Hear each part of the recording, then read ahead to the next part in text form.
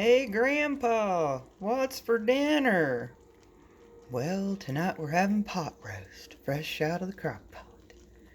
Look at that beastie. Can you believe it? Isn't it beautiful? Oh, the ethereal light shining on it. Still bubbling. Can you hear it? I can hear it. So yeah, pretty excited about that. How is everyone? I hope everyone's doing well. It's been a minute, and I do apologize. And put that guy on low because he is good. Maybe put it on warm. Let's put it on warm because he is done. My thermometer says he's in like 200 degrees. He's good to go. So I hope everyone's doing well. The first thing that I want to cover, we've got some housekeeping to do. The first thing that I wanted to cover is holy shimolies. We are not just the 300, we are the 303. Well, this was when I checked, which was I think last night. I think I looked. I don't think I looked this morning, but anyway, 303. Thank you guys so much. That's so awesome. I so greatly appreciate it. Marching our way steadily to, I don't know what. I don't even know. But here we are. All right. The other thing that we need to cover. There's a couple things, okay? I've got some daddy issues to go over with you guys. So today, December 4th, would have been my father's 86th birthday. So on this day in 1937, my dad was born. He was born a twin. His twin sister, unfortunately, because, 1937, did not make it. I am actually named after that twin sister, which is kind of weird. He was a postal worker for a rural postal worker. And I think that was for 37 years, almost 40 years. He was in the volunteer fire department.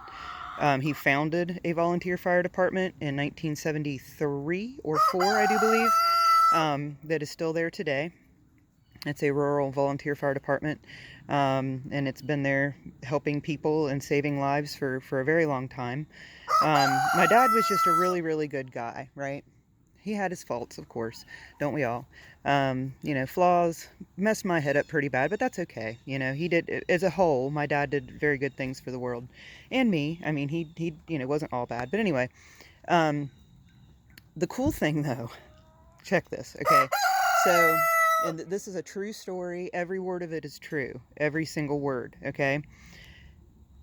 November 13th would have been 3 months exactly that my dad had passed away, right? So I'm sitting in my house, innocently sitting there, doing nothing, and cha-ching goes off on my phone, which is the sound that tells me that I've sold something on Etsy, right? So I go into Etsy, and I'm like, oh, what did we sell? The name of the person that purchased an item on November 13th, 3 months to the day from when my father died, was James Blair, Blair. That is the exact spelling of my dad's first and middle name. That was the person who made the purchase. His first and last name was James Blair, Blair. That's my dad's name exactly. 3 months to the day from the day that my father passed away, someone with his name placed an order on my Etsy account. Now, the other kind of spooky-ooky thing about that's, just kind of ironic is that, well, I think the whole thing's kind of ironic, but the other thing, too, is that he ordered an item in oak, which was my dad's favorite wood. My dad was a woodworker as well as a firefighter and a postal worker and a builder and a carpenter, and he was just one of those guys. He was just one of those people that I'm thinking probably in like 50 years will be incredibly rare. But he had just a cornucopia of skills, a jack of all trades, if you will. He was quite the master at woodworking, though, so I can't say that he was a master of none. But that's the cool thing. That's the cool thing that happened regarding my dad. Happy birthday, Dad. So I just thought that was really, really weird. And it it's just weird. What can you say? You know, I mean, what can you really say about that? As you can see, the pecans are doing very well. They're hanging out. Everyone's very healthy and good. The feathers are coming back on our friend over here. Although they still single her out, as you see, everybody's crowded over here. They just don't care for her for some reason, but she does all right. Her butt isn't doing too bad. It's starting to clear up. As I don't know if you saw one of the videos I posted earlier, Faddle was having a bit of a butt issue. Her butt was, oh, I see what you were, he jumped up earlier, and I think he was after this pine cone. I don't know, we have the biggest pine cones. Look at those things. I seriously thought about collecting them and trying to sell them for people to make crafts with, because I'm not crafty like that, but some people are. Anyway, everyone's doing well. We've got the girls in here. It's very crowded in here now with them being in here. I mean, that's perfectly okay with me, because I would rather them be comfortable than me be comfortable, because I don't hang out down here that much. But yeah, so everything's doing well. JG and Marie are clucking right along. The girls are doing fine in here. They've slowed down on egg production. They're probably kicking out like, I don't know, probably 4 to 8 eggs a day. It used to be like 6 to 10. So they have slowed down quite a bit, which we knew was going to happen because, you know, wintertime, cold weather, they do slow down. The Favrils have stopped laying completely. So I don't know what their damage is. I don't know if because I moved them around so much. It all started one day. I made a video that day. It was probably maybe like 3 or 4 videos ago, and I came and showed them, and there were bunches of feathers around their cage, right? Well, they really haven't laid any eggs since that day that I found all of those feathers around their cage. So I don't know if something traumatized them and now they're just refusing to lay eggs, or if I don't know. I don't know if it's the weather.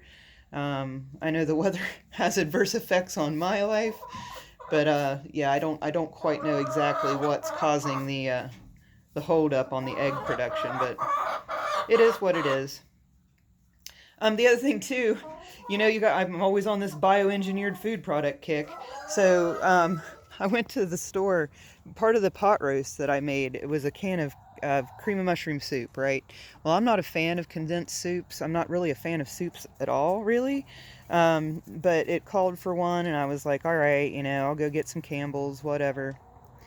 What the hell, guys? It has the bioengineered food product in it. I wasn't even going to check it because I'm a fool. But if you guys remember back to like 2 videos ago where I was talking about my Nestle Toll House morsels, remember? They had the bioengineered food product. So I said, I won't be fooled again. And I went ahead and looked, and by golly, by golly, it had it in there. So did I buy the Campbell's soup? No, I did not buy that Campbell's soup, and it was 4 for $5. You know what I did? I paid $2.50 for a can of organic cream and mushroom soup. Don't tell upper management that. But screw these people, man. I don't want this stuff. I just don't. Oh, they've put us. We're caught in a trap. We really are, like, caught in a food trap. Like, either you grow your own, or you know someone that grows their own and get it off them. Maybe someday we'll sit down and have a nice long talk about my theories on what exactly is going on here. But there's something afoot, and it's not pretty. It's not good. It's not pretty. It's evil. And I have a hard time wrapping my head around the fact that anyone could be as evil as what I think is happening. But holy schmolies, guys, I think it's true. I think it's true. So yeah. Anyway, So I just wanted to touch base with everybody. I really appreciate all the comments, you guys. I mean, seriously, you guys are so awesome. I mean, I hate to just put this out there, but I really have no friends. Like in the real world, I have no friends. I have one friend that's been my best friend since kindergarten. And then I have people that I've been friends with throughout the years, but nobody currently that I like actively hang out with, except for my mom, of course, and upper management and my son. So if you wonder why I'm so quite chatty and a little bit of like motor mouth, that's why, because I just don't chat with people, and upper management's tired of hearing it. And you can usually tell a story like 2 or 3 times before you get sick of it yourself. So there you have it. So I hope everyone's having a great day. I hope everyone has battened down the hatches for the holidays. I know it's a rough one. Get a side gig if you have to, whatever you got to do. Actually, you know what? I'll give you a little hint. Temu, Temu.com, Temu.com. We've placed orders with them. It's legit. It's not a scam. It comes straight from China, which is what you're getting if you order from Amazon anyway, FYI. So it pretty much like goes around Amazon and you're buying directly from the buyers in China. I mean, it is what it is. But lots of very, very, very, very inexpensive things that are the exact same item that you would be purchasing from any big box store, Amazon, Walmart, Target, Best Buy, whatever. They have, if you're looking for something, just really quick, inexpensive gifts for friends and family, Temu, Temu. You still have time. I ordered some stuff this morning, just some blanks and stuff for my laser engraver, and it said that it would be here by like between the 11th and the 15th. The shipping is a little long. You don't get the super duper prime shipping like you do on Amazon, which I ended my Amazon subscription, by the way. I will not be partaking in that anymore. I'll make another video about that too, because they're holding my music hostage.